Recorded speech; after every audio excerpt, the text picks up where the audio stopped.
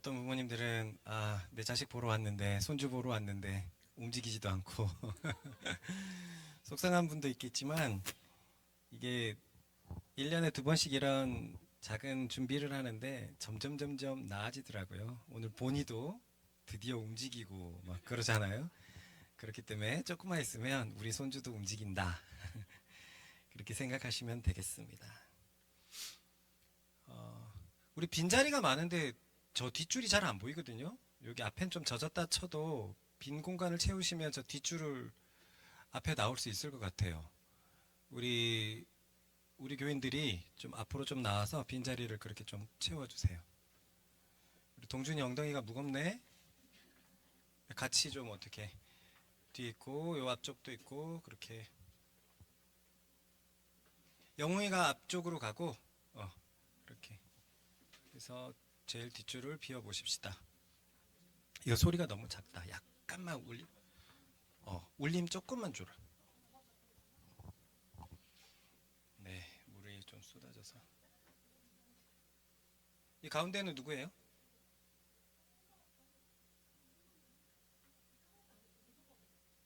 앞쪽으로. 다빈이 이쪽으로 와도 되겠다. 그래. 거기 앉으면 되겠네. 자, 한번 물어보겠습니다. 여러분은 천국과 지옥이 있다는 것을 믿으십니까? 저는 가끔은 좀 궁금했습니다.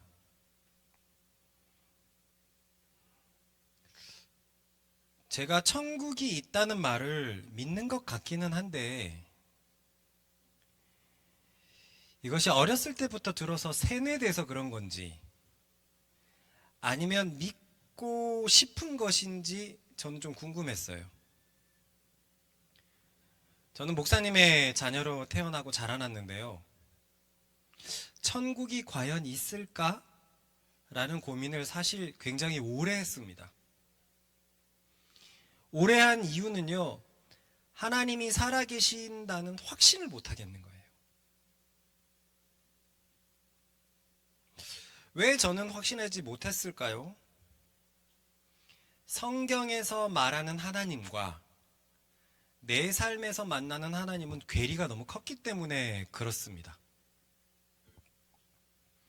예를 들어요, 오늘 저는 아이들에게 이런 설교를 했습니다. 저 어린아이들에게 풍랑을 잠재우신 예수님의 이야기가 오늘 설교 차례였어요. 이야기는 다음과 같습니다. 예수님의 제자들 중에는 오늘 우리가 실예를 봤듯이 어부들이 많았습니다. 하루는 배를 타고 갈릴리 바다를 건너는데 큰 풍랑이 찾아온 거예요. 그 태풍은 너무나 대단한 것이어서, 태풍 같은 바람은 너무나 대단한 것이어서 갈릴리 바다 출신의 어부 제자들은 직감적으로 죽게 되었다라고 느낄 정도의 태풍이었습니다. 바람이었습니다. 그런데 그런 바람이 일어나고 배가 들썩들썩거리고 갈릴리 바닷가에서 컸던 제자들이기 때문에 이것은 예사롭지 않은 바람이다 라고 생각했을 거잖아요. 그런데 황당하게도 배 한쪽 끝에서 예수님은 주무시고 있었던 거예요. 배는 막 뒤집힐 텐데, 큰 배가 아닐 텐데 예수님은 평화롭게 주무시고 있는 겁니다. 그래서 제자들이 깨웁니다. 선생님이요, 우리가 죽게 되었는데 어찌 잠만 계속 자십니까? 우리 그 내용을 한번 같이 읽어보겠습니다.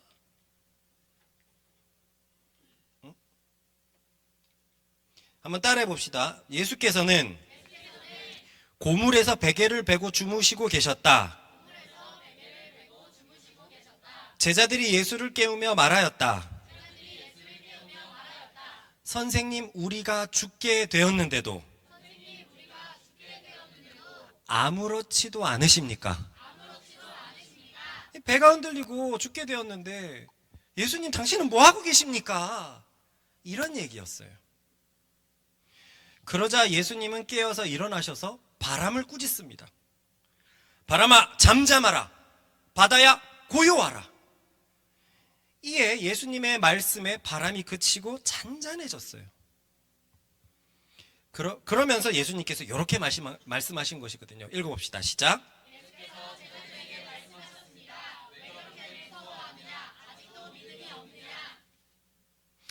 이런 말씀을 하시니까 나머지 제자들은 심히 두려워하기 시작했어요. 아니 대체 우리가 모시는 분이 누구길래 바람과 바다도 순종하는가? 제가 이 얘기를 아이들에게 했거든요. 굉장히 흥미롭게 듣는 거예요. 막 이렇게 바람이 일어난다 막 하면 아이들도 같이 감정적인 동화를 하고요. 그리고 절정 부분이었습니다. 제자들이 예수님 뭐 하십니까? 누워서 뭐 하십니까? 왜 계속 자고 있습니까? 그랬을 때 아이들의 눈은 초롱초롱 빛났어요. 뭔가 예수님이 뭔가를 하실 수 있겠구나라고 아이들이 생각하고 있었어요. 그래서 예수님이 잠잠하라, 고요하라 라고 하는 부분에서는 아이들이 우와 하는 어떤 그런 느낌을 받았습니다. 그 후 저는 이렇게 얘기했죠. 이런 예수님을 잘 믿고 싶은 사람은 손 들어. 그러면 전부 다 차야 하고 막 소리칩니다. 자, 아이들은 오늘 이렇게 말씀을 들었어요. 이제 아이들은 앞으로 태풍이 올 때 어떻게 반응을 할까요? 예수님께 기도할 거예요. 태풍이 오면 기도할 거예요. 그때 아이가 그럽니다. 아빠, 태풍이 많이 오는데 우리 예수님께 기도하자. 예수님은 바람을 잠잠하게 하실 수 있잖아. 뭐라고 대답하실래요? 그래, 그러면서 같이 기도하실래요? 어떻게 하실래요?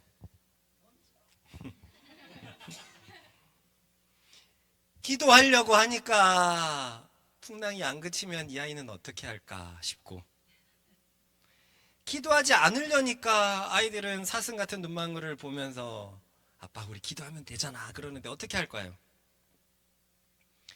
아이들은 크면서 두 가지 생각을 할 겁니다. 두 가지 생각요. 첫째는 이 얘기는 다 가짜다. 이것은 신화다. 가짜다. 성경은 가짜다. 이런 생각을 하거나, 아니면 어떤 친구들은 그 얘기는 진짜인데 나는 믿음이 없구나. 다시 한번 이 말씀 읽어볼까요? 시작.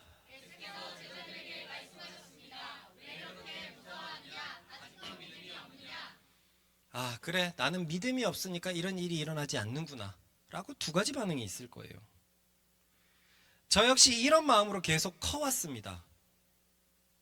제가 주일학교 때는 굉장히 얘기를 잘 들어갔고, 어린이 때는 막 성경 대표도 나가고 막 그랬으니까 이런 얘기들을 얼마나 잘 알고 있었을까요? 근데 커오면서 만나는 세계는 다른 거예요. 그렇게 크니까 저는 제 속에 믿음이 있는 건지 없는 건지 알 수가 없었습니다. 일단 성경이 틀렸다, 성경이 가짜다 라고 하는 건 받아들이기가 어려웠어요. 왜냐면은요, 아주 인간적인 이유인데요, 아버지가 목사님이었고 제가 어렴풋이 목회를 해야 된다고 느끼고 있었기 때문에 성경이 가짜면 큰일 납니다. 우리 아빠도 망하고 나도 망해요. 그래서 저는 오랫동안 성경이 진짜였으면 좋겠다, 하나님이 진짜 계셨으면 좋겠다, 이런 생각 진짜 많이 했습니다. 이렇게 저는 오랫동안 제대로 된 믿음을 갖지 못한 채 커왔어요. 그래서요, 저는 이런 마음 때문이라도 신학교에 가야 되겠다라고 생각한 겁니다. 이 신학교란 사역자를 배출하는, 목사님을 배출하는 학교거든요. 거기에 가면 성경이 진짜구나, 하나님이 살아계시는구나 라는 것을 배울 것이라고 생각했어요. 그래서 나는 지금 믿음이 흔들리니까 거기 가갖고 확실하게 하나님에 대해서 배워야지, 이런 생각이 있었습니다. 그런데 웬걸? 신학교에서는 제 믿음을 점검해 주지 않았어요. 오히려 신학교에 들어온 나를 믿음이 있는 사람으로 취급하며 나를 가르쳤습니다. 너희들 신학교 왔다면 다 믿음이 있지? 하면서 그 다음의 것들을 가르쳤어요. 제게 필요한 건 믿음인데, 예수님에 대한 믿음인데, 거기에 들어가니까 이미 예비 사역자로 저를 대해주는 거예요. 그렇게 저는 제 신앙에 대한 확실한 믿음이 없이 믿음이 마치 있는 것처럼 사역자가 되어버렸습니다. 그것도 제 동기 중에서는 가장 빠르게 사역자가 되었어요. 저는 20살 10월 달에 사역자가 되었거든요. 친구 교회를 놀러 갔다가, 친구 아버지 교회를 놀러 갔다가 전도사가 그날 사임을 해버리고 무단결근을 해버린 거예요. 그랬더니 야, 목사님이 너를 보내셨구나 하면서 야, 전도사가 가더니 네가 오네 하면서 태화 너 오늘 이제부터 전도사 해라 가지고 제가 갑자기 졸지에 전도사가 돼버렸어요. 그래서 제 동기들은 3학년 때 보통 군대 갔다 오고 3학년 때 전도사가 되는데 저는 1학년 때 만 18세 10월 달에 그렇게 전도사가 되었습니다. 그렇게 저는 갑자기 전도사가 되어가지고 중고등부를 맡았어요. 중고등부를 맡으니 저는 20살인데 중고등부 아이들은 14살에서 19살이에요. 뭐 작게는 1살 차이가 나고 많이 나봐야 6살 차이입니다. 인원은 10명이 조금 넘는 교회였어요.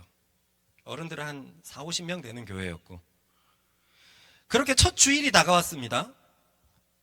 그 전날 토요일 날이 기억나는데요. 저는 이제 중고등부 전도사니까 중고등부 예배를 인도해야 되잖아요. 그런데 저는 어디서도 설교를 전하는 법을 배우지를 못했어요, 아직. 그리고 신학교에는 그거 안 가르쳐 줍니다. 신학교에는 그런 과목 자체가 없어요. 신대원에 가보면은, 대학원에 가보면 설교 시간이 있는데 대학교에는 이런 게 없어요. 그래서 그 전날 제가 끄적끄적거리면서 이렇게 설교를 전해도 되나? 했던 그 기억이 아직도 생생해요. 저는 아직도 믿음이 확실하지 않은데 하나님이 계신지 아닌지 아직 확실하게 결정하지를 못했는데 엄격결에 전도사가 되었고 엄격결에 그들 앞에서 설교를 전해야 됐어요. 뭘 전하겠습니까? 그래서 막 끄적끄적 거렸던 게 기억이 납니다. 그리고 이게 되는지 안 되는지 궁금해가지고 형들을 찾아가갖고 형, 내가 내일 설교를 하게 됐는데 설교를 어떻게 하면 되냐? 형은 어땠냐라고 막 물어봤던 게 기억이 납니다. 그렇게 저는 그때부터 설교자의 길을 걷기 시작을 했어요. 하지만 저는 제 고민을 설교에다 담을 수는 없었습니다. 여러분, 솔직하게 말하겠습니다. 저는 아직 하나님이 계신 줄 모르겠습니다. 확신하지 못하겠습니다. 이렇게 할 수는 없잖아요. 전도사가 어떻게 그렇게 말할 수 있겠습니까? 저는 잠시 내 믿음에 대해서는 내려놓고 전도사로 충실하게 설교를 했어요. 즉, 나도 믿음이 확실하지 않으면서 확실한 척 설교를 한 겁니다. 그렇다고 절대로 눈 가리고 아웅식의 어떤 그런 설교를 하지는 않았어요. 저는 여전히 성경이 사실이었으면 좋겠다라고 정말 바라고 있었고요. 그 마음으로 하나님이 계시길 바라는 마음으로 그렇게 전했습니다. 그리고 그렇게 마음을 가지고 계속 설교를 전한다면 야, 네 마음이 기특하다 하면서 하나님이 은혜를 내려주셔서 하나님의 존재를 내게 가르쳐 주실 것이라고 생각했어요. 주님, 난 아직 당신이 확실히 계신지 모르겠습니다. 그런데 어떻게 하다 보니까 주님의 일을 하게 되는데 열심히 할 테니까 내게 당신을 좀 보여주세요. 당신의 존재를 내가 알게끔, 인식하게끔 확신을 주세요. 그런 마음으로 사역을 했습니다. 그렇게 20대 내내 사역을 했는데요. 사역을 열심히 한 터라 주위에서 열정적이다라는 소리를 늘 들어왔습니다. 그렇게 10년을 사역을 했어요. 하나님을 아직 완전하게 확신은 모른 채로 열심히 10년 동안 사역을 하니까 20대 말쯤에는 제 마음을 제가 모르겠는 거예요. 나는 진짜 하나님을 믿는 거야, 안 믿는 거야? 물론 믿죠. 물론 믿지만 한편으로 온전하게 확신을 못하니까 뭔가가 부족하다는 느낌을 계속 받고 있었습니다. 다시 말하지만 제가 그렇다고 완전히 믿음 없이 사역을 했다고는 생각하지 마십시오. 진정성을 가지고 있었고 저 또한 하나님을 알기 위해서 같이 애를 쓰는 시간이었기 때문에 그랬습니다. 그런데요, 사실 놀라운 사실이 있습니다. 제가 20대 후반까지 이런 사역을 했다고 했잖아요. 놀라운 것은요, 저는 20대 때 꽤 많은 영적 체험을 했다는 거예요. 신비한 체험을 했다는 거예요. 신기하게도 정말 동기들보다 많이 체험을 했습니다. 저는 기도 중에 하나님의 음성을 몇 차례나 들어봤고요. 환상도 본 적이 있습니다. 뿐만 아니라 제가 기도하며 응답도 정말 많이 받았습니다. 이 응답은 이런 것입니다. 제가 군에 있을 때 결핵과 기흉이 걸려서 군병원에 가 있을 때가 있었습니다. 그 군병원에서 시간이 많이 있었기 때문에, 환자였기 때문에 기도 중에서 저는 하나님의 음성을 들었고 환상을 체험했습니다. 그 후로는 기도하는데 하나님이 굉장히 가깝게 느껴지는 거예요. 그래서 이러한 내 상황을 당시에 군 목사님한테 얘기하고 같이 모였던 신우회, 기독 장병들에게 이야기를 했습니다. 그랬더니 그들이 저한테 기도 제목을 주는 거예요. 목사님도 야 태화 이거 좀 기도해줘 하면서 기도 제목을 줬습니다. 그리고 제가 그 기도 제목을 가지고 기도를 하면 어떤 생각이 떠오르는 거예요. 그리고 그 생각을 그들에게 말하면 이루어지고 그랬습니다. 그래서 이 사실이 알려져서 군병원에서 그냥 낮에 많은 기독교 신자들, 군인들이 저한테 막 기도 제목을 주고 기도받으러 오고 그랬었어요. 그런데 놀라운 거냐, 이러면 하나님을 체험한 것 같잖아요. 이러면 제 마음에 의심이 없어야 되잖아요. 그런데 그렇지 않았습니다. 이 체험과 제 믿음은 분리되어 있었어요. 이게 참 뭐라고 말하기가 어려운데, 그 체험이 무언가 하나님의 인식을 더해주지 못했었어요.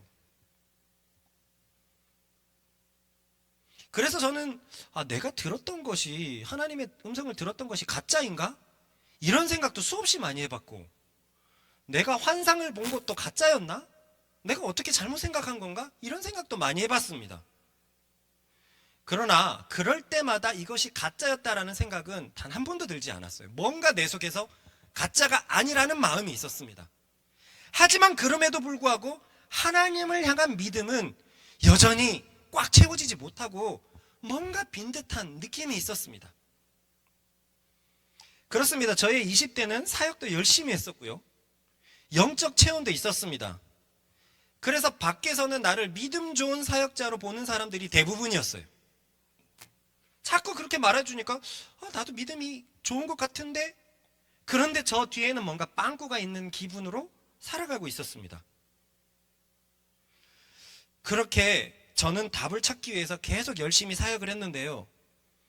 그 당시 제가 신기하게 생각한 점이 있습니다. 제가 마주하고 있던 교회의 현실들과 성경의 현실들은 많이 달랐다는 것을 알게 되었어요. 무슨 말이냐면요, 제가 가는 교회마다, 부사역자로 가는 교회마다 주보에는 초대교회로 돌아가자 이게 적혀 있었어요. 그런데 제가 스스로 초대교회에 관련된 성경을 읽거나 또 말씀을 전하기 위해서 성경을 읽을 때면 초대교회의 현실과 우리네 교회의 현실이 다르다는 것을 그때부터 많이 느끼기 시작했어요. 자, 저는 열심히 사역하고 영적 체험도 있었지만 제 믿음은 아직 다 해답이 되지 않았습니다. 그런 상황에서 성경의 교회와 지금의 교회가 뭐가 다르다라는 걸 느끼기 시작한 거예요. 첫 번째로는 말씀의 주제가 너무 달랐습니다. 성경의 말씀 주제는 오직 복음입니다. 오직 그리스도고요. 오로지 십자가 얘기만 하고 있습니다. 아무 신약 성경을 펴보십시오. 오직 예수에 초점을 맞추고 십자가 얘기, 그 아들을 주신 하나님의 사랑에 대해서 이야기를 합니다. 그리고요, 그 복음을 다루기 위해서 그 대척점에 서 있던 율법 이야기도 성경에는, 신약에는 굉장히 많아요. 그런데요, 제가 마주했던 교회의 현실 속에서 설교는 복음의 이야기를 자주 들을 수가 없었습니다. 의외로 십자가의 이야기, 예수께서 우리를 위해서 십자가를 지셨다라는 이야기는 다 들어서 알고 있지만 그것이 결코 자주 반복되지 않았다는 거예요. 그게 이상한 겁니다. 신약 성경은 십자가의 이야기가 전부라고 해도 결코 지나친 말이 아닌데, 우리가 듣는 설교에서는 십자가의 이야기, 예수님이 나의 죄를 대속한 이야기, 하나님의 아들을 보내주신 이야기는 생각보다 되게 적더라는 거예요. 대신 우리네의 설교들은 삶의 윤리적인 부분에 초점이 많이 맞춰져 있었습니다. 성경을 읽지만 성경의 일부분을 따와서 삶의 윤리적인 부분에 초점을 맞췄어요. 설교 형태가 확실히 성경과 달랐습니다. 둘째로는요, 믿음의 형태가 너무 다릅니다. 사복음서를 보십시오. 아까 얘기했던 것처럼 온통 기적에 관한 이야기입니다. 그리고 예수님은 실제적인 믿음을 굉장히 촉구합니다. 여기도 뭐라고 얘기합니까? 아직도 믿음이 없느냐라고 얘기하면서 예수님의 사역 후반부에 가서는 제자들의 믿음을 계속 촉구를 합니다. 그러나 우리의 믿음은 경험적이지 않아요. 실제적이지 않습니다. 굉장히 사변적입니다. 논리와 이성적이란 말이에요. 어렸을 때만 해도 기적에 관한 것들을 믿고 싶어서 기도했는데 대부분의 성도들은 크면서 그런 실제적인 믿음들, 경험할 수 있는 믿음의 기도는 사라집니다. 그저 복 달라는 기도를 하는데 뭔가가 믿음에 대해서 이상해졌어요. 하나님께서 정말 내 삶을 바꿔놓고 새롭게 하고 변하실 수 있다라는 그 믿음이 뭔가가 이상합니다. 달라졌어요. 셋째로, 그래서 교회의 열매가 성경에서 말하는 열매와 지금 너무 다릅니다. 성경을 보면 이 복음의 열매는 첫째도 둘째도 셋째도 사랑입니다. 교인들을 내 몸같이 사랑하는 것이 제일된 명령이었으며 아까 말한 것처럼 왕의 법이었습니다. 그래서 초대교회는 사랑이라는 열매가 주렁주렁 맺혀서 성경은 뭐라고 얘기하냐면 교회 안에 가난한 사람들이 한 명도 없었다라고 얘기를 하고 있어요. 그 정도로 초대교회의 사랑은 진짜 눈에 보이는 열매였습니다. 그러나 우리네 현실 속에서의 모습은 그렇지가 않습니다. 뭔가 내 몸과 같은 사랑이 아니에요. 교인들을 향한 명령이 사랑이라는 건 여전히 알고 있지만 한 발짝, 두 발짝 그보다 멀리 떨어진 사랑만 하고 있습니다. 대부분의 성도들이 서로에 대한 관심도 없고 관심을 갖는 것을 싫어하는 경향마저 보입니다. 큰 교회로 사람들이 많이 몰리는 이유 중에 하나가 이 이유가 있어요. 조용히 가서 나 좀 건드리지 말고 설교만 듣고 가려는 그런 사람들의 퍼센티지가 높습니다. 이게 뭐죠? 성경에 나와 있는 교회는 영가족들을 내 몸과 같이 사랑하라고 얘기하는데 아무도 나를 건드리지 말라고 큰 교회에서 숨은 채로 예배드리다가 그냥 나가요. 언제 사랑하죠? 어디서 사랑하죠? 누구와 사랑하죠? 대부분 설교만 듣고 집에 가버리니까 사랑을 실천한 기회조차 주어지지 않아요. 초대교회와 다르다는 것을 제가 그때 많이 느꼈어요. 그러나 저는 그때 큰 문제의식을 가지지 못했었습니다. 무슨 생각을 했냐면요, 2000년이나 시간이 지났으니까 성경을 어떻게 현재 교회에 그대로 적용할 수 있을까? 그때는 그때고 지금은 지금이지, 이런 생각이 있어서 큰 문제의식을 가지지 못하고 있었습니다. 그런데요, 저는 약간 고지식한 기질이 있고 정통파의 기질이 좀 다분히 있습니다. 그래서 제가 신약에 복음이 가득하다는 얘기를 알고 나서는 설교를 할 때는 복음을 자주 전하려고 그때부터 노력을 했어요. 예수님에 관한 이야기, 십자가를 자주 전하려고 노력을 했던 것이 아직도 기억납니다. 확실히 저는 동료 사역자들보다 원색적인 복음 이야기를 많이 했고요. 모아서 복음 전도 불신자들을 모아갖고 복음 초청 예배도 확실히 많이 했습니다. 어머님들이 어렸을 때 교회 다녔을 때는 뭐 문학의 밤처럼 해갖고 친구들 불러갖고 하는 게 많았었지만 제가 사역할 때쯤부터는 그런 것이 많이 없어져 있었거든요. 그러나 저는 계속 불신자들을 불러서 복음을 전하고 학교에 가서 복음을 전하고 그랬었습니다. 그런데 문제가 있죠. 저는 아직 하나님에 대한 온전한 확신이 없었던 상태예요.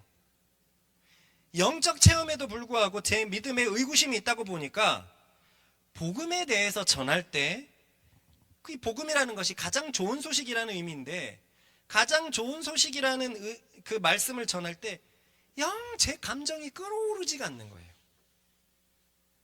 성경에서 말하는 복음 이야기는 수천 년의 인간의 역사 속에서 가장 중요한 그 순간인데 영화로 치면 가장 중요한 감독의 클라이막스 그 시간인데 제가 아직 하나님에 대한 온전한 믿음이 없다 보니까 십자가의 얘기 속에서 제 마음이 동요를 잘 못한다라는 걸 느꼈어요.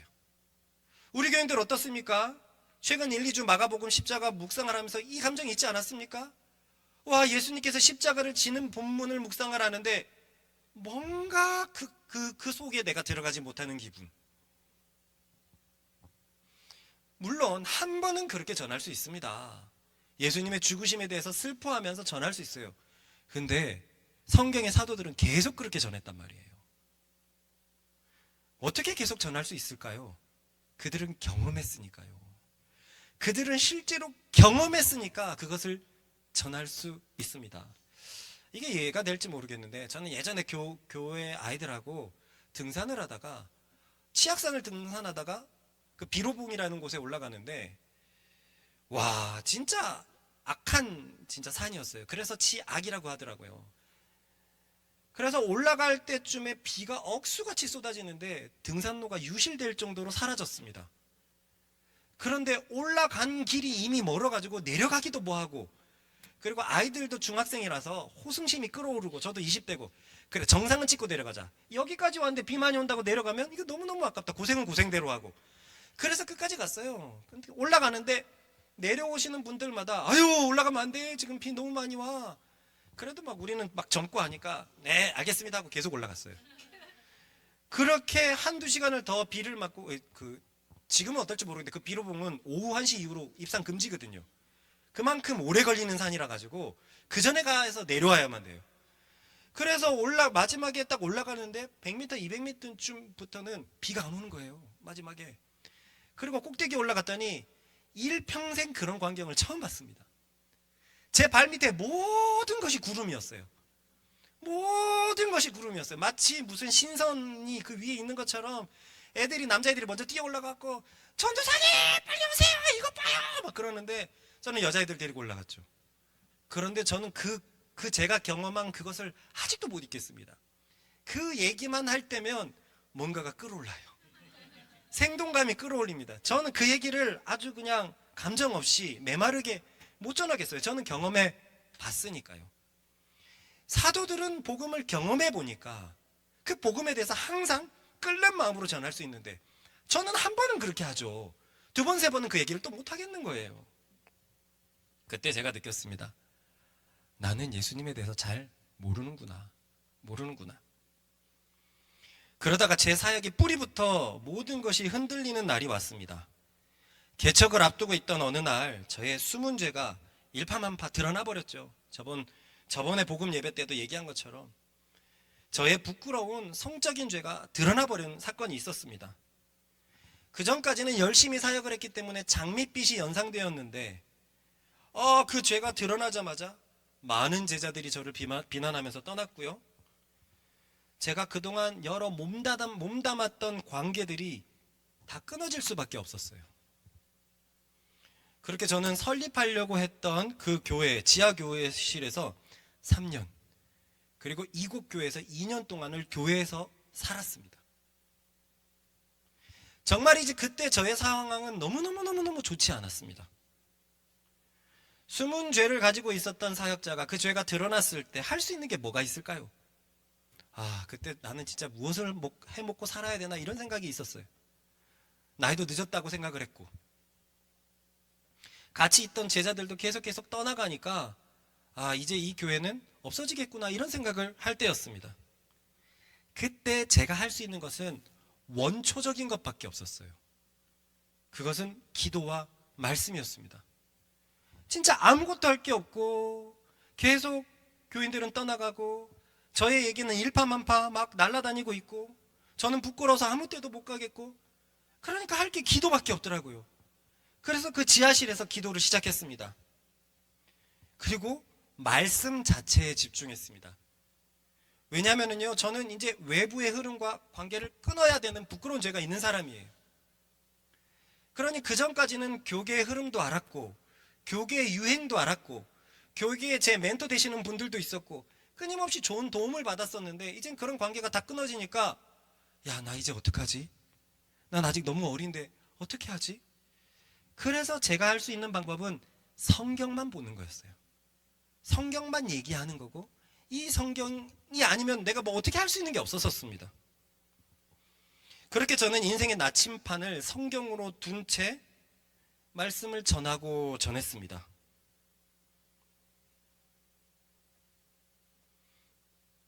매월 첫 주는 이렇게 지금 복음 예배로 이렇게 복음 이야기를 전하지만은요, 나머지 주일은 지금 현재 로마서 강해 설교를 하고 있거든요. 인터넷에도 올리고 있는데 들어보시면 저의 강해 설교가 성경으로 시작해서 성경으로 끝난다는 것을 알 거예요. 어떤 사람들은 강해 설교 저도 우리 교회에서 많이 들어봤는데요 라고 하고 있는 분도 있을지 모르겠습니다. 그러나 제가 전하는 설교하고 차이가 있어요. 저는 성경이 뭐라고 말하는지에 대해만 관심이 있습니다. 그래서 한 절 한 절, 한 단어 한 단어도 그냥 안 넘어가고 아주 천천히 성경이 뭐라고 말하는지 계속 전하고 있어요. 그러나 제가 경험했던 대부분의 설교는, 강해 설교는 그렇지 않았습니다. 해석하기 어려운 구절들은 넘어가고 중요한 얘기들만 전하고, 그렇게 해가지고 성경을 보는 게 대부분이었어요. 그렇게 저는 성경을 집중하는 사역을 했는데요. 그러면 여기서 어떤 분은 이렇게 말할지도 모르겠습니다. 여지껏 하나님에 대한 확신이 없다더니 어떻게 성경을 붙잡을 수는 있었느냐. 맞습니다. 그때까지도 제 속에 모호함은 계속되고 있었어요. 하지만 그 당시 제가 믿을 것은 성경밖에 없었습니다. 기도하고 성경 받고 성경 말씀, 이 두 개에는 제가 붙잡을 게 없었어요. 죄가 드러난 마당에 제가 저의 얘기를 할 수 있는 게 뭐가 있겠습니까?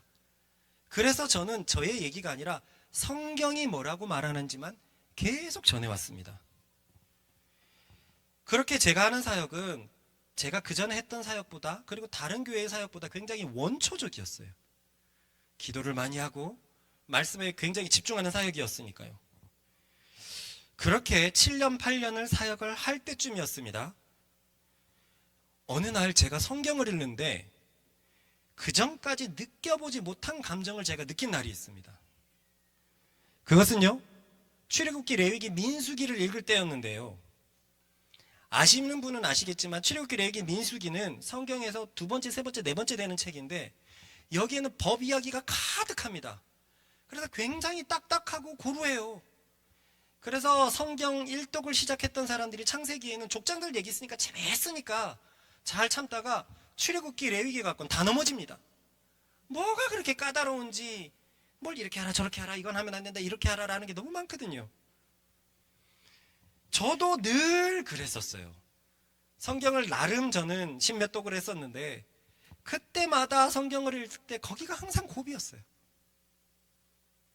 그래서 고지식해서 그냥 이걸 안 읽고 넘어갈 수는 없고, 뭔 뜻인지는 모르지만 그래 읽기는 읽자 하면서 늘 넘어갔던 게 대부분이었습니다.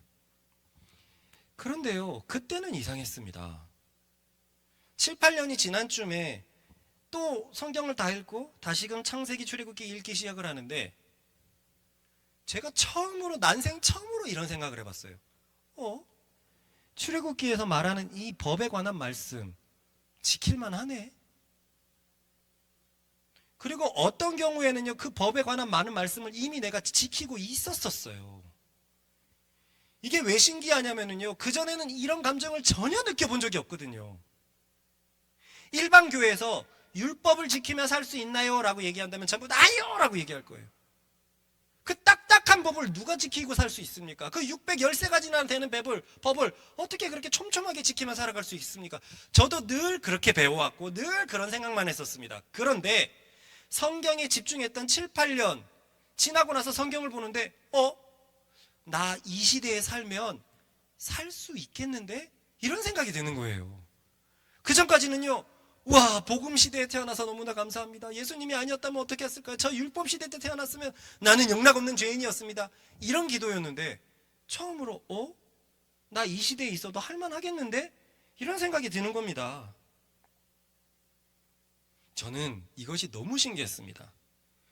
제가 그렇게 7, 8년 교회 사역을 해오는 동안 우리 교회에서도 특이한 일이 시작되고 있었습니다. 그것은 바로 함께 사는 것인데요. 여기 부모님들 다 특이하다고 생각하셨죠? 시작은 이러했습니다. 저는 죄가 드러나자마자 저는 이혼을 당하고 저의 모든 관계가 끊어지다시피 했습니다. 가장 힘들었던 건 제가 저를 받아들이기가 힘든 거예요. 내가 너무 용서가 안 되는 거예요. 그래서 앞에서 말한 것처럼 아무것도 붙잡을 것이 없어서 교회 들어와서 살기 시작했습니다. 뭔가 저 밖에는 번뇌가 많고 이 반지하 그냥 지하인 어두운 곳에 들어오면 그냥 제가 뭔가 숨어 있는 것 같고, 그렇게 교회에 들어와서 약 5년을 그렇게 살았습니다. 그러다 보니까 제가 살던 집이 남는 거예요. 그래서 당시 멀리서 오는 청년들이 있어서 니네 여기 들어와서 살 것 같으면 살아라. 그랬더니 여자 청년들이 5명 정도 모여서 그 집에 살기 시작한 거예요. 저는 교회에서 살고. 그렇게 시간이 지나니까 자연스럽게 우리도 같이 살래요 하면서 남자들이 모여서 살기 시작했습니다.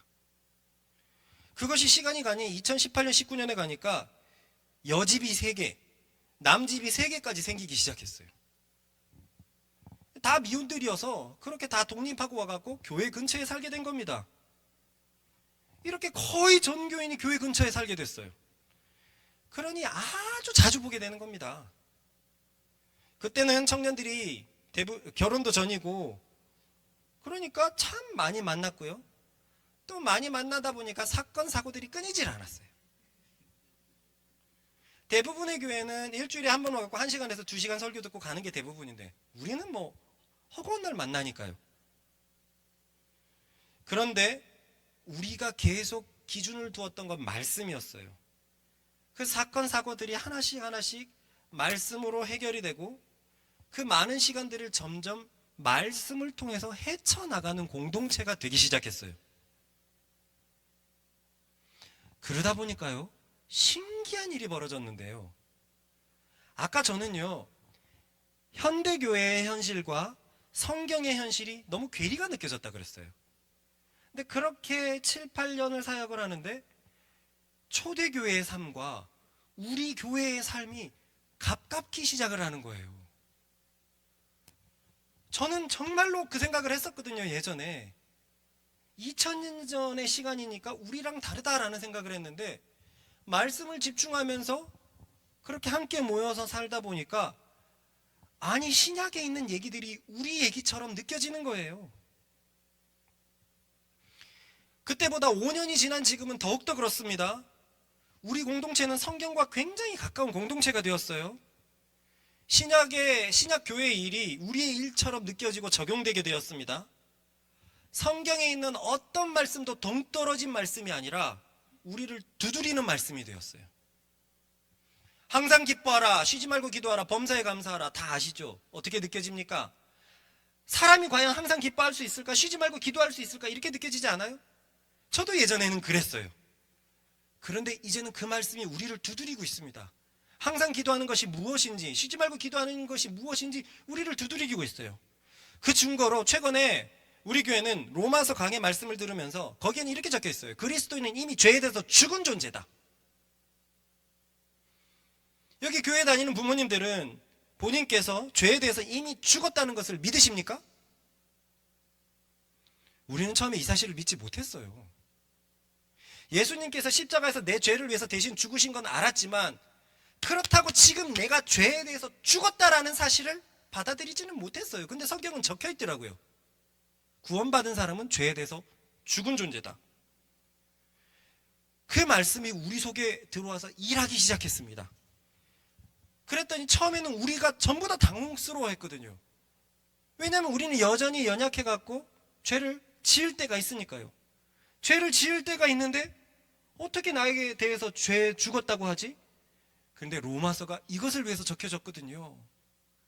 교인들이 짓는 죄에 대해서 바울 사도가 복음을 들어서 가르치고 있는 내용이었는데, 그 내용이 우리를 얼마나 뒤흔들어 놓는지 모르겠습니다. 그리고 이제는 그 사실을 받아들이고 있습니다. 이제 우리는 죄에 대해서 죽었고 하나님에 대해서 살아있다는 것을 믿음으로 반응하고 있습니다. 할렐루야! 저는 정말로 이것을 받아들였습니다. 몇 달 전에는 받아들이지 못했던 이 말씀을, 와, 그렇구나, 나는 이런 존재였구나 라는 것을 알게 되고, 그 후로 더욱더 생명의 힘으로 살아가고 있습니다. 이렇게 되니 우리 교회에서 성경에서 말하는 축복들, 열매들이 보이기 시작하는 겁니다. 성경에서 말하는 좋은 얘기들이 우리와 되게 떨어져 있다라고 생각을 했는데 아니요, 성경의 얘기들이 우리 교회에서 발견되기 시작하는 거예요. 아까 저는 아이들에게 풍랑 속에서의 예수님 이야기를 오늘 전했다고 말했습니다. 그리고 씁쓸한 뒷이야기를 전했죠. 성경이 거짓이든지 우리의 믿음이 없든지 알게 될 것이라고 말입니다. 그러나 저는 이제 확신하게 되었어요. 성경은 정말 살아있는 말씀이요, 지금도 믿는 자에게 여전히 생명을 주시는 말씀이라는 것을 이제는 확신하게 되었습니다. 늘 내 속에서 다 해결하지 못한 그게 있었는데 아니요, 믿는 자에게 성경은 여전히 똑같이 역사하고 있었습니다. 제가 그것을 경험하니 이것은 뭐 게임 끝입니다. 그 증거가 우리 교회에서 쌓이고 있죠. 교인들 모두가, 거의 모두가 생명이 쌓이고 있습니다. 매번 이 시간에 말씀드리지만 구원받을 만한 참 믿음은요, 반드시 다음과 같은 열매를 맺습니다. 읽어보겠습니다. 시작.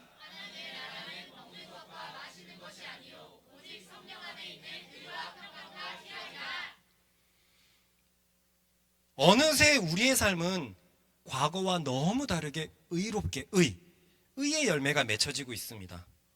하나님 보시기에 의로운 존재가 되면은요, 세상이 보기에도 의로운 존재가 됩니다. 이번에 동준이의 친할머니의 장례가 있었습니다. 그때 동현이랑 아버지랑 이야기를 나누었다는 것을 들었어요. 그때 동현이가 아빠한테 그랬대요. 아빠는 우리 형제들이 잘 지내는 것이 보기 좋죠. 그래도 아버지가 너무 좋지, 정말 너무너무 좋지, 그렇게 감정을 표현했다는 거예요. 그때 동현이가 이렇게 말했답니다. 아버지, 우리가 이렇게 사이 좋을 수 있는 이유는 예수님을 믿었기 때문이에요. 아버지는 아직 안 믿으시거든요. 형제의 사이가 좋은 것이 당연한 것이고 그것이 옳은 것입니다. 그러나 세상에는 그렇지가 않죠. 옳은 것이 그대로 되지 않습니다. 나이가 들면 형제 사이는 뭐 남남이 돼버리는 것 같습니다. 피는 물보다 진하다고 하지만 그 진한 피가 왜 그렇게 연약한지 모르겠습니다. 얼마나 많은 것이 형제 사이가 멀어지고 가정이 깨지는지 모르겠어요. 그러나 하나님을 제대로 믿는 참 믿음의 결과는 의입니다. 모든 잘못된 것들이 하나님 앞에서 올바르게 세워지게 될 것입니다. 자주 말했지만 우리 교회 이혼은 어떤가요? 이건 정말 놀라운 일 아닌가요? 50% 가까이 이혼하는 이 세상 속에서 이제 저도 8년 차고 많은 부부들이 횟수가 많이 넘었어요. 5년 차에 그렇게 많이 이혼한다는데 5년 차에 아무도 이혼하지 않았습니다. 이혼의 위기는 왔지만 진짜 믿음은요, 올바른 열매를 낳거든요. 할렐루야. 창조 섭리가 남자와 여자가 올바른 가정을 맺는 것이었어요. 그런데 하나님의 말씀이 우리를 그렇게 계속 인도하고 있었습니다. 우리에게서 발견되는 평강은 어떤가요? 부모님들은 평안한 가운데서 살고 계십니까? 저도 이런 생각을 해봅니다. 한 20살, 30살, 20년, 30년이 더 지나고 나서 인생의 마지막에 가까웠을 때 하루하루를 나는 어떤 감정으로 살아갈까? 불안함으로 살아갈까? 후회로 살아갈까? 평안함으로 살아갈까? 그때 평안함으로 살아갈 수 있다면 진짜 어떤 것도 부럽지 않겠다라는 생각을 해봅니다. 그런데요, 정말 좋은 소식이 있습니다. 예수님을 제대로 믿으면 우리 모두 정말로 평안한 가운데서 살 수 있습니다. 성경은 신화 속의 얘기가 아니라니까요. 저는 그것을 경험하고 우리 친구들도 다 그렇습니다. 민선이는 성격이 예민한 친구였어요. 어렸을 때부터 불안하고 두려운 것들이 되게 많았던 친구입니다. 그래서 불면증이 아주 심했어요. 그러나 지금은 그렇지 않습니다. 제가 봐도 민선이를 만나 한 15년, 14년 동안 이 내면 상태가 얼마나 온전해지는지 모르겠습니다. 민선이뿐만입니까? 할 수만 있다면 여기 있는 얘기를 다 할 수 있어요. 정말 내면이 불안한 친구들이 많았어요. 저 또한 그랬거든요. 저 또한 하나님에 대한 믿음 없이, 확실함 없이 사역을 열심히 했지만 그 믿음이 없으니까 제 속에 은밀한 자는 계속 커져가고 있었고 굉장히 불안한 나날들을 보냈어요. 제가 그때가 기억이 나거든요. 불안했던 기억이 하루 이틀이 아니라 뭔가 내 삶의 어떤 값으로 계속 지정되어 있었어요. 그러나 작년 언제쯤에 알았습니다. 와, 나는 왜 이렇게 평안한 가운데 살고 있지? 그러면서 갑자기 십몇 년 전에 생각이 났어요. 그때는 불안함이 있었는데, 그때는 쫓기는 것이 있었는데, 와, 나는 어떻게 이렇게 평안한 감정으로 살 수 있지? 그렇습니다. 믿는 자에게는 평강이라는 열매는 실제적인 것입니다. 현재 우리나라에서 살아가는 사람들 중에서 30%가 정신병을 앓고 있다고 해요. 한마디로 마음이 평안하지 않다는 거죠. 그런데 우리는 날로 날로 평안해져 가고 있습니다. 희락 역시 마찬가지입니다. 정말 매일이 즐겁습니다. 이 말이 진짜라면 어떻게 느껴지십니까? 저는 매일이 즐겼습니다. 이번 주에도요, 가만히 있다가 그냥 너무 감사하다라는 생각이 한 10번에서 20번은 그냥 물밑으로 올라왔어요. 그리고 제가 우리 교회에 말한 적도 있습니다. 이 감사가 나한테 막 벅차오르면 그 감사가 내 삶을 너무 기쁘게 만듭니다. 정말이지 모든 영역이 너무나 감사해서 어디 하나 감사하지 않은 게 없을 정도입니다. 물론 이것이 삶에서 기쁘지 않은 순간이 없다는 말은 아닙니다. 제 주도적인 감정이 희락이라는 거예요. 희락이라는 거예요. 과연 현대사회를 살면서 주도적인 매일의 감정이 기쁨인 사람이 얼마나 있을까요? 현대사회는 확실히 기쁨을 잃어가고 있습니다. 그러나 여기에 정말 좋은 소식이 있습니다. 예수님을 진짜 믿는 자에게는 참 기쁨이 회복될 것입니다.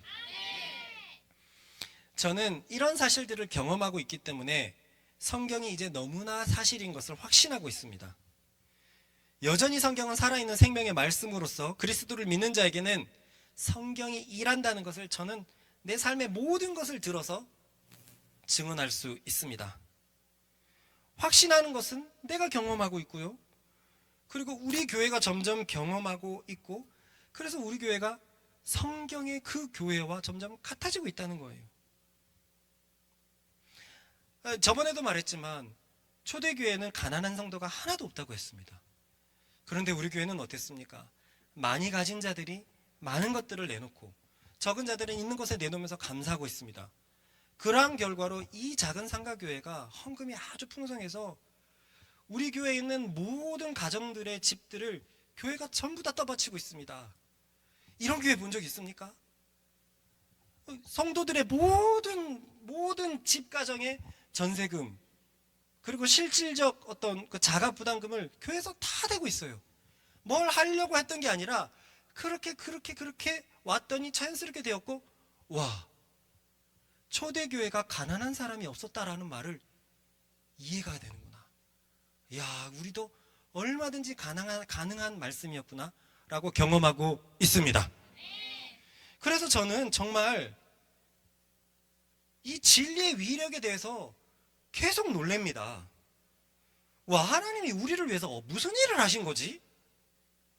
그리스도를 내주셔서 우리의 죄를 해결하신 것이, 와, 우리의 삶을 얼마나 뒤바꿔 놓을 수 있지? 어떻게 소망이 너무나 없던 내가, 소망이 너무나 없던 청년들이 어떻게 이렇게 생명으로 의와 평강과 희락으로 살아갈 수 있지? 그래서 저는 이제 확신합니다. 여러분, 천국은 사실이고 천국은 진짜로 있습니다. 성경에서는 이렇게 말하고 있어요. 천국이 있다는 증거로 이 땅에서 이미 천국의 감정들을 경험할 수 있다라고 성경은 말하고 있습니다. 읽어보겠습니다. 시작.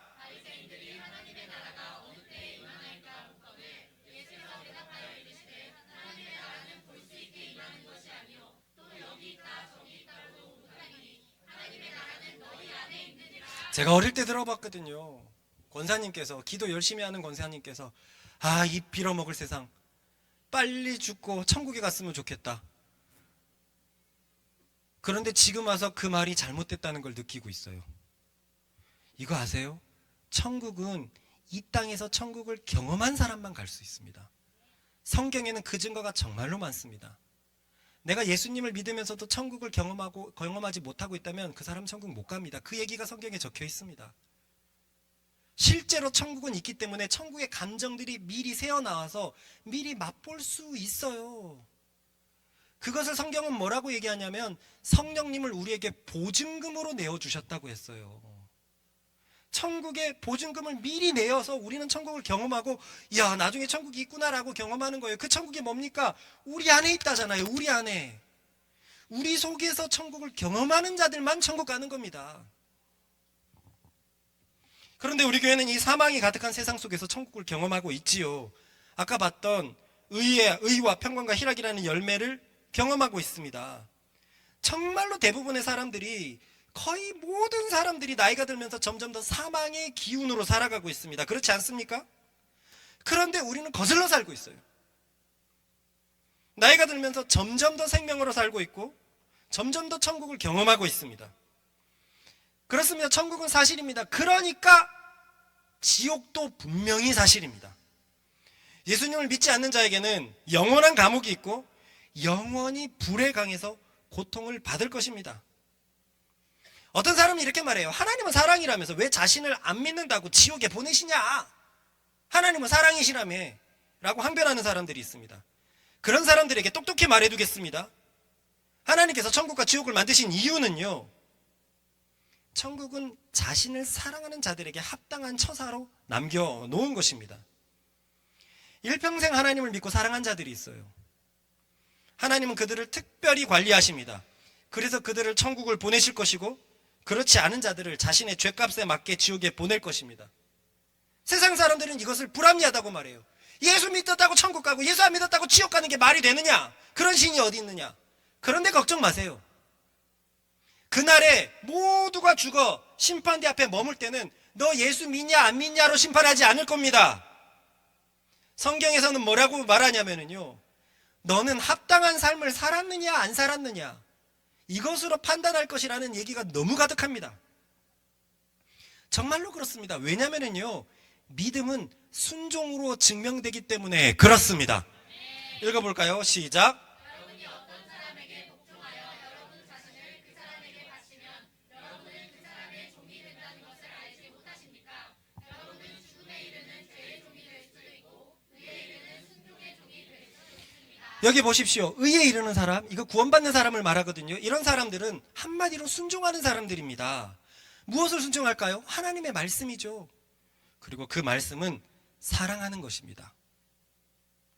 그러므로 참 믿음이 있는 사람들은 사랑의 증거를 많이 가지고 있을 거예요. 이것이 하나님 앞에서 의를 얻습니다. 단순히 교회 다닌다고 천국 가는 것이 아니라, 예수님을 믿는다고 천국 가는 것이 아니라 예수님을 진짜 믿는 삶의 사랑의 증거, 삶의 참 증거가 있을 때 천국 갈 수 있다는 말입니다. 많은 교인들이 믿음이 있다고 하면서 그 믿음의 증거를 내어놓지 못합니다. 교회 오래 다니는 게 믿음이라고 성경에 어디 적혀 있나요? 바울 옆에서 동역자로 사역했던 데마도, 그 동역자도 지옥에 갔습니다. 예수님 옆에서 오래 함께했던 가룟 유다도 지옥에 갔는데 교회에 오래 다닌다고 믿음이 있다고 생각하는 그런 것은 성경 어디에 있나요? 그런 믿음은요, 귀신도 얘기할 수 있습니다. 성경에 이렇게 적혀 있거든요. 읽어보십시다.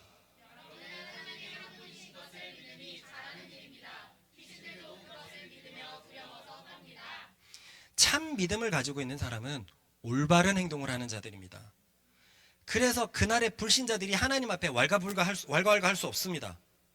왜냐하면요, 믿는 자, 진짜 믿는 자들의 삶은 선한 증거, 사랑의 증거가 가득할 것이기 때문에 너는 선한 삶을 살았느냐? 라는 것에 네, 여기 있습니다 라고 얘기할 수 있어요. 그러나 불신자들은 예수를 못 믿어서가 아니라 사랑의 증거가 없기 때문에 천국 갈 수 없는 것입니다. 어떤 사람들은 왜 불신자들이라고 사랑의 증거가 없습니까? 아니요. 그들이 하는 행동과 신자들의 행동은 근본이 다릅니다. 그들이 하는 행동은요, 결국은 자신의 목적을 위해서 사랑을 합니다. 제가 1,000억을 기부했다고 해보십시다. 얼마나 세상은 칭찬할까요? 근데 그것이 내 명성에 좋고 내 사업에서 좋다면 얼마든지 1,000억을 기부할 수 있습니다. 이것을 사랑이 원인이 되어서 기부했다라고 말할 수 있을까요? 결과만 좋으면 되는 거죠. 그 세상을 우리가 지금 맛보고 있지 않습니까?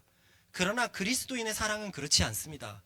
예수께서 먼저 죄인인 우리를 위해서 일방적으로 아들을 보내주셨고 일방적으로 사랑해 주셨습니다. 그러므로 예수님을 믿는 자들은 이런 일방적인 사랑의 나타남이 드러나게 될 것입니다. 나에게 유익이 되지 않아도 사랑을 하는 거예요. 내가 손해를 봐도 사랑을 하고 내가 헌신을 봐도 사랑하라는 거예요. 왜요? 예수님으로부터 배웠기 때문에. 그래서 그날에 사랑하는 증거가 있느냐라고 얘기했을 때 믿는 자들은 이 증거의 삶을 얘기할 수 있는 거예요. 이 삶이 없으면, 내가 사랑하는 삶이 없으면, 그 증거를 내놓지 못하면 영원한 불에 강해서 살게 될 것입니다. 말씀을 맺으면서 제가 마지막으로 말씀드리는 것은요, 오랫동안 부사역자 생활을 하면서 의와 평강과 희락과 같은 천국의 열매를 경험하지 못하는 성도들을 너무나 많이 봐왔습니다. 정말 대부분의 교인들이 세상과 같은 목적으로 살아갑니다. 이 세상에서 잘 사는 것, 돈 많이 버는 것이 대부분의 사람들의 목적이에요. 사랑하는 게 목적이 아닙니다. 그들은 그것으로 하나님께 영광을 돌릴 수 있다고 생각을 해요. 아니요, 하나님은 이미 영광받기 충분하신 분이십니다. 우리가 하나님의 영광을 더해드릴 만한 그 어떤 것도 없어요. 우리에게는 하나님이 우리에게 바라시는 것은 하나입니다. 자신을 담는 거예요. 그것이 하나님께 최고의 기쁨이 될 것입니다.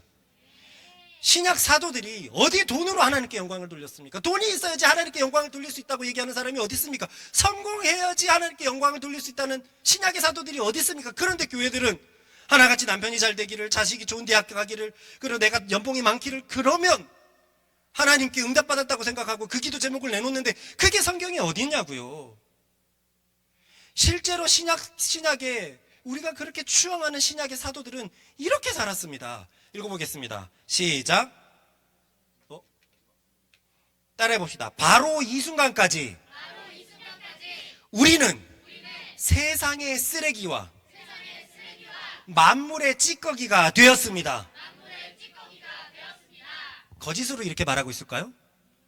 보세요. 신약의 사도의 삶은요, 세상 사람들이 볼 때 쓰레기와 같은 삶, 찌꺼기와 같은 삶이었습니다.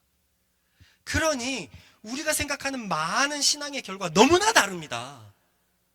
어느 누가 신앙이 좋은 어느 성도가 저도 사도들처럼 세상의 쓰레기로 살고 싶습니다 이렇게 기도를 합니까? 예수님은 어떠했습니까? 세상이 보시기에 추앙받게 살았습니까? 아니잖아요. 죄인의 모습으로 가장 부끄럽게 죽으셨잖아요.